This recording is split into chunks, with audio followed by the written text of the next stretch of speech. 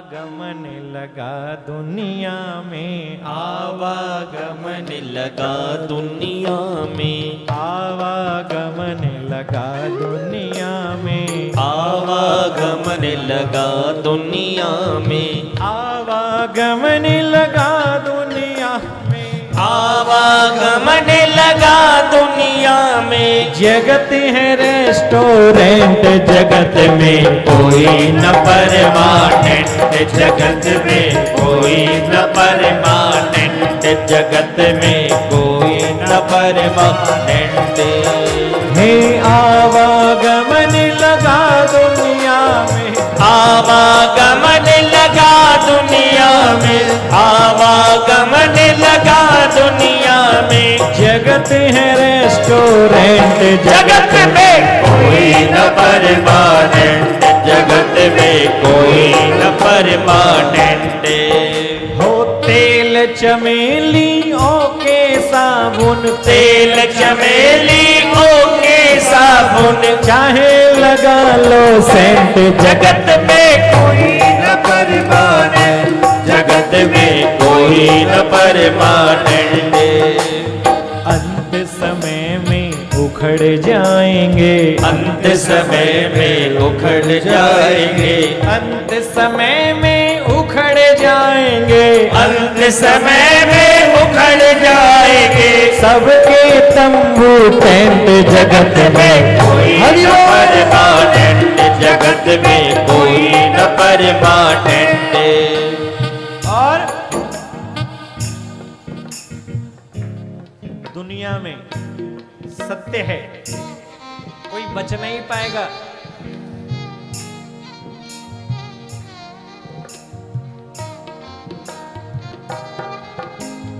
अंत समय में सबको जाना पड़ेगा।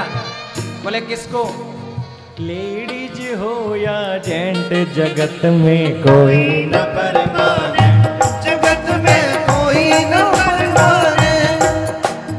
यदि आप बोलो हरिद्वार चले जाएंगे तो बच जाएंगे, काशी चले जाएंगे तो बच जाएंगे, नहीं।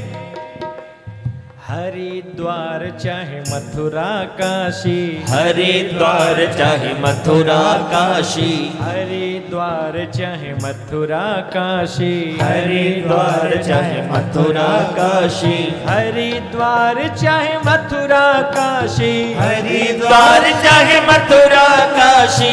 घूमो दिल्ली कैंट, जगत में कोई न परमानेंट, जगत में कोई न परमानेंट। अंत समय में उखड़ जाएंगे, अंत समय में उखड़ जाएंगे। सबके तंबू टेंट, जगत में कोई न परमानेंट, जगत में कोई न परमानेंट। कोई बच नहीं पाएगा। आया है सो राजा रंक फकीर, जातस्य ही ध्रुवो मृत्यो जन्म ध्रुव मृतस्य च। हे पिताजी, मरना तो निश्चित है, लेकिन मरना उसका धन्य है जिसने अपने जीवन को जीना सीख लिया। लिखा, जवानी जीना तो ऐसे जीना कि बुढ़ापे में पछताना ना पड़े। जवानी जीना तो ऐसे जीना कि बुढ़ापे में पछताना ना पड़े, और बुढ़ापा जीना तो ऐसे जीना कि इस दुनिया में आना नहीं तो बार बार जन्म लेना, बार बार मरते रहना। आत्मदेव जी को बात समझ में आ गई।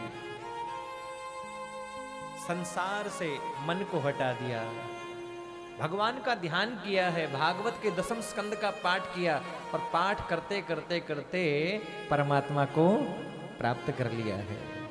बोल नारायण भगवान की जय हो। परमात्मा को प्राप्त कर लिया है महाराज। धुंधकारी घर पे माँ रही है, अब माता के साथ में झगड़ा करता है, लड़ाई करता है, जुआ खेलता है, शराब पीता है, चोरी करने लगा है। जितना धन घर में रखा था सब चोरी कर करके लेकर के चला गया, सब धन खत्म हो गया। माता को बोलता है, माँ मुझे धन दो। माता कहती है, अरे बेटा जितना धन था तो चुरा करके ले गया, अब धन कहाँ बचा है। माता की चोटी पकड़ ली और कहने लगा, बोले सारा धन दे। पितरियु परते तेना जननी ताड़िता भृशम, लकड़ी उठा ली है और कहता है धन दे, नहीं तो तुझे मार डालूंगा। माता धुंधली सोचने लगी है कि बड़ा दुष्ट है, नहीं धन दूंगी तो ये मार डालेगा। छूट करके गई और जाकर के कुएं में कूद गई और आत्महत्या कर ली है। अब धुंधकारी ने देखा कोई घर पे नहीं बचा है, चोरी करता था, जुआ खेलता था, शराब पीता था, अब तो एक वैश्या को ला करके घर में रख लिया है। अब तो और चोरी करने लगा, डाका डालने लगा। एक नहीं, दो नहीं, 5 वैश्याओं को ला करके घर में रख लिया और 5 वैश्याओं को ला करके घर में रखा है महाराज।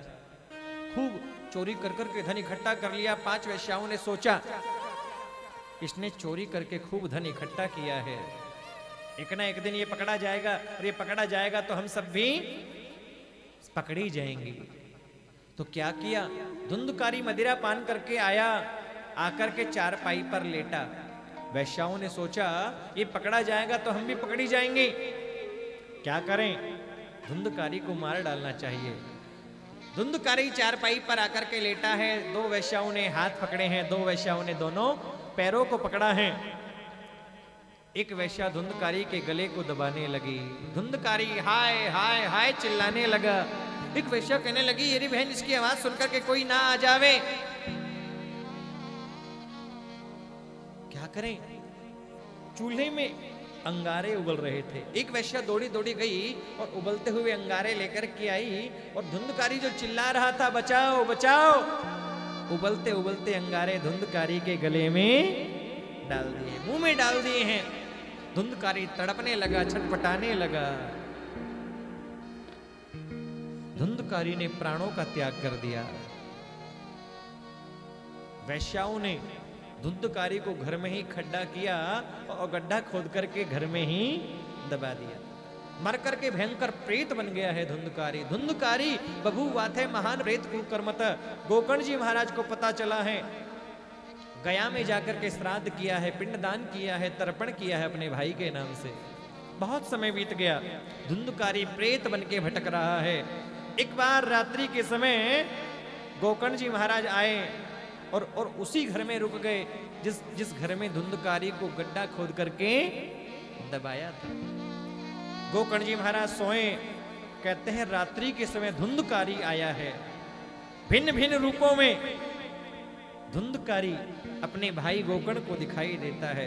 कभी मेढ़ा बनकर के आता है, कभी कभी हाथी बनकर के आता है, कभी बैल बनकर के आता है, कभी अग्नि के रूप में आता है। गोकर्ण जी ने हाथ में जल लिया और जल छिड़का, कौन हो तुम? कहते हैं धुंधकारी। बोलने लगा, भैया भैया पहचानो मुझे, कौन हो तुम? धुंधकारी बोल उठा कि अहम भ्राता त्वदीयोस्मि धुंधकारी नामता स्वकीये नैव दोषेन प्रमत्वं नाशितं मया। हे भैया, मैं कोई और नहीं, मैं आपका भाई हूं, नाम है मेरा धुंधकारी। अपने पापों के कारण मैं भयंकर प्रेत बनकर के भटक रहा हूं। गोकर्ण जी महाराज कहने लगे, धुंधकारी मैंने तुम्हारे नाम से श्राद्ध किया, पिंडदान किया, मैंने तो गया श्राद्ध भी किया।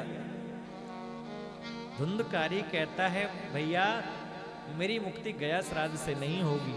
अरे एक बार तो क्या, गया श्राद्ध सते नापी मुक्तिर्मेन भविष्यति।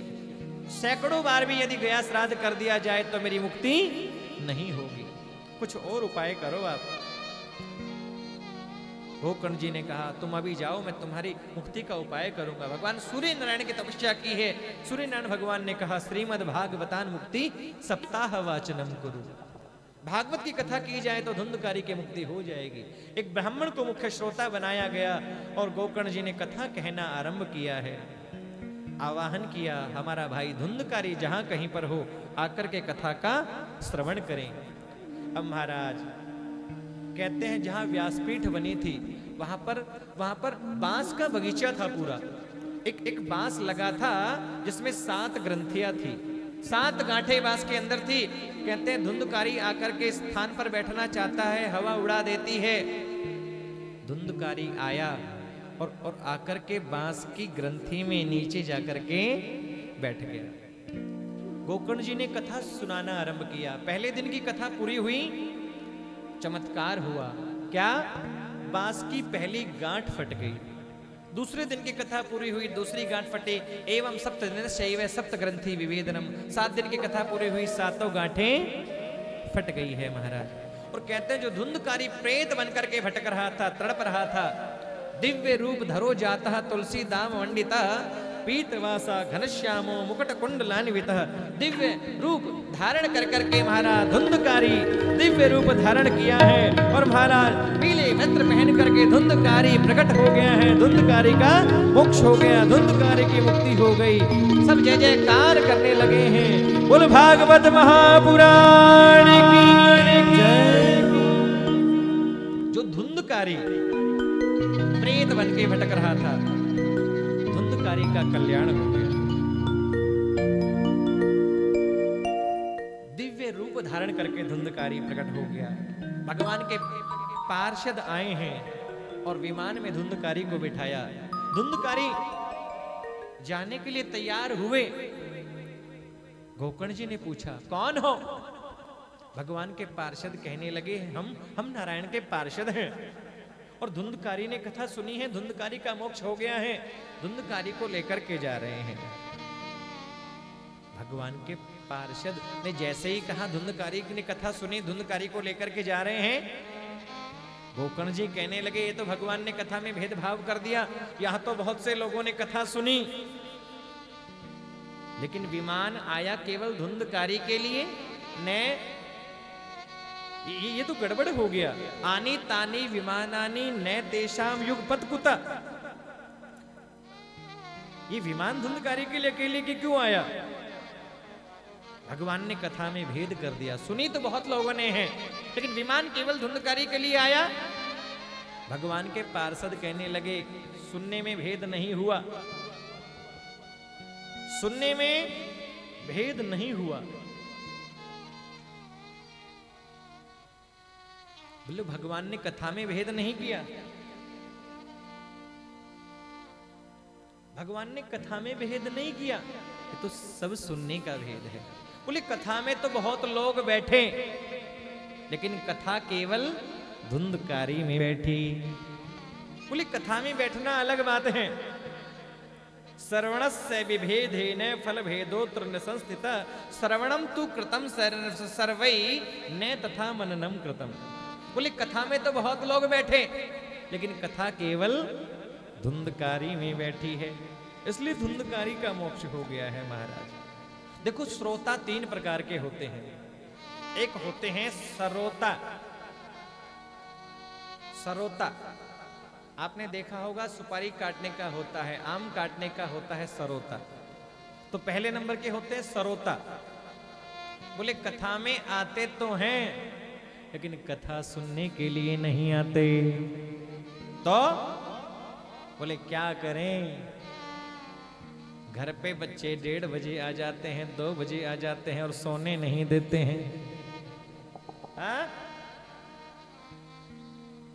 तो क्या करें? बोले कथा में चलेंगे। और आते हैं, सोते भी नहीं। तो कथा हम करती हैं, ऐसे सोने हम देते नहीं जल्दी से। तो महाराज वो आएंगे और कथा खुद भी नहीं सुनेंगे, दूसरे को भी नहीं सुनने देंगे। जैसे सरोता बीच बीच में चलता रहता है ना, कटर कटर कटर कटर, ऐसे वो खुद भी कथा नहीं सुनते, दूसरों को भी कथा नहीं सुनने देते हैं। वो आकर के कोई ना कोई कमी निकालते हैं। ओहो, अच्छा अग्रवाल सभा में तो ऐसे किया था और यहाँ पे ऐसा नहीं हुआ। अच्छा यहाँ पे ये अच्छी चीज हुई है, वहां पे ये हुआ था। अच्छा इसको ऐसा किया, थोड़ा ऐसा करना था। बोले प्रसाद में पेड़ा तो बटा ही नहीं। अरे सिकंजी की स्टोल ही नहीं है। वो कमी निकालेंगे, वो ये नहीं देखेंगे ये संस्था वाले कितनी मेहनत कर रहे हैं। 1 महीना नहीं 1.5 महीना हो गया। क्यों कृष्ण भैया आप सब लोगों को? ये इधर लाल लाल, ये गुलाबी गुलाबी, और इधर ये पीले पीले। क्यों महेंद्र भैया आप सब लोग कितनी व्यवस्था में लगे हो? लोग कोई ये नहीं देखते भाई कितनी मेहनत कर रहे हैं, कितनी अच्छी व्यवस्था करी है, वो आकर के कमी ढूंढेंगे। बताओ आनंद आ रहा है कि नहीं आ रहा आप लोगों को? तो एक बार संस्था वालों के लिए ताली बजाओ।